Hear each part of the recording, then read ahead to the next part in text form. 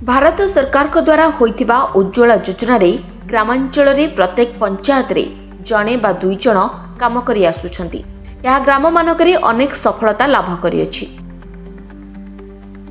एई योजना को घरे घरे पहुंचेबा पई उज्ज्वला दीदी माने 2019 मसिया ठारू आज पर्यंत समस्त प्रकार प्रयास करि आसुछंती। गत 2019 मसिया पेट्रोलियम एवं प्राकृतिक गैस मंत्रालय तरफरू सेमानकु प्रशिक्षण दिया जाई प्रमाणपत्र मान प्रदान करा जायतिला। प्रधानमंत्री का नेतृत्व में उज्ज्वला गैस एवं बीजेपी सरकार का प्रचार एवं प्रकाश एमाने करिथिबार सूचना मिली। 2019 मसिया ठारू कार्य करि आसुथिबा सत्वे उज्ज्वला दीदी मानकु ए पर्यंत कोनोसी पारिश्रमिक दिया जाय नाही बोली कहा जायछि। कोरोना भली महामारी समय एमाने सचेतनता वार्ता एवं गैस जोगाइथिले। चलित साधारण विधानसभा निर्वाचन समय बीजेपी तरफरू कहा जायतिला सुचारू रूपे कार्य करंतु 2024 रे जदि आम सरकार आसे ताले स्थायी नियुक्ति सहित मासिक दरमा मध्य कराजिबो। आमे बैरिकेड भांगी की पसिबु, आमे विधानसभा बैरिकेड भांगिया पर्यंत अछु। तेणी कि से हमर कोन करबे आमे सेठ देखिबु, माड़ खाइबु, सीटू आसीबु, आसले भी राजरास्ता रे बसिबु। जते दिन पर्यंत सरकार आम कथा सुनने प्रभाती अपा सन्मय आसे आमर से आम कथा कौन शुणुंट।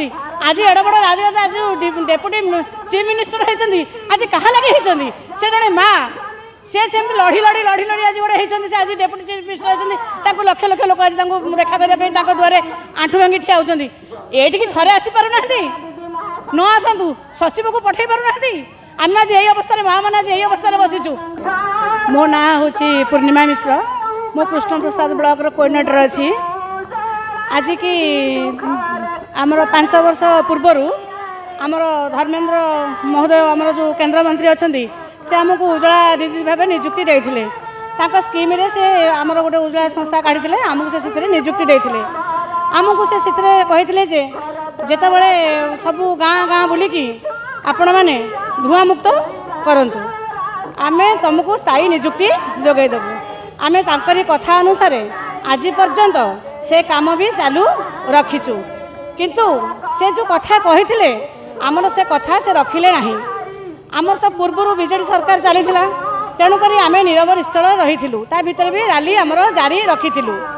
या भीतर 5 वर्ष विगत करगला आम मनमोहन सामल आम जो राज्य सभापति अच्छा आम जा देखा कलु, विभिन्न प्रकार ये जा देखा कलु। कहला परे से आमको कहले आपण मैंने चेष्टा रखु डबल इंजिन सरकार हेले जो दिन डबल इंजिन सरकार डिक्लेरेशन हो आम तुमको 2 मास भितर स्थायी नियुक्ति देवी 15,000 टका दरमा देवी बोली आमको प्रतिश्रुतबद्ध करते। आम ताकू भी सहय करके आज पर्यंत चलिलु। आ भितर डबल इंजिन सरकार आसिकी 10 मास को पादेलानी आम कथा से किछि शुणुना।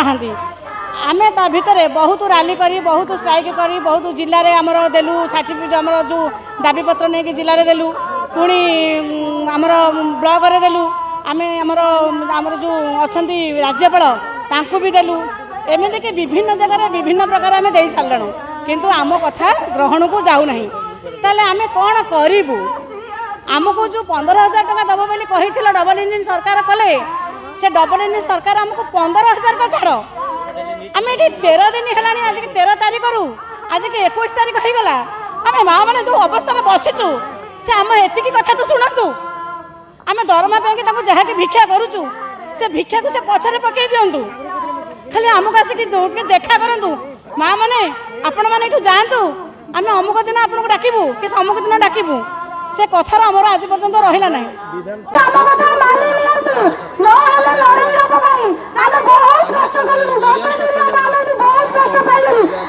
मो ना हूँ कादम्बिनी स्वाई। आमर ये धारणा देते आज की 13 तारीख विधानसभा स्टार्टिंग को ही आम धारणा दिखाई एत दिन है पश्चिम ओडिशा दीदी मैंने छोट छोट पिला आनी बसी सेंसलेस होती कि एपर्तंत आम सरकार को कौन विषय मैंने अवगत भी कराऊना कि सभास्थल आसी आमरी सरकार जदि आम कहूँ से कहते कहीं आमरी लोक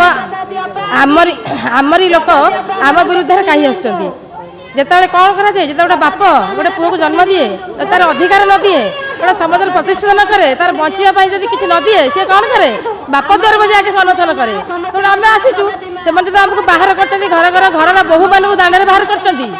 ଘରର ବୋହୂମାନେ ଚାକିରି ପାଇଛନ୍ତି ବୋଲି ଭାବିକିରି ଘର ଘର ବୁଲିକିରି ଖରା ତରା ମାନନାହାନ୍ତି, ଛୋଟ ଛୁଆକୁ ନ ମାନିକିରି ଘରେ ପକେଇ ଦେଇ ଗୋଟେ ଏମିତି ଦରମା ପାଉଛି କି ଚାକିରି କରୁଛି ଗୋଟେ ନିଜ ଭବିଷ୍ୟତ ପାଇଁ ଚାଲିଛନ୍ତି, କିନ୍ତୁ ଆଜି ପର୍ଯ୍ୟନ୍ତ ସେମାନେ ଗୋଟେ 5 ପଇସା ବି ଦେଇନାହାନ୍ତି।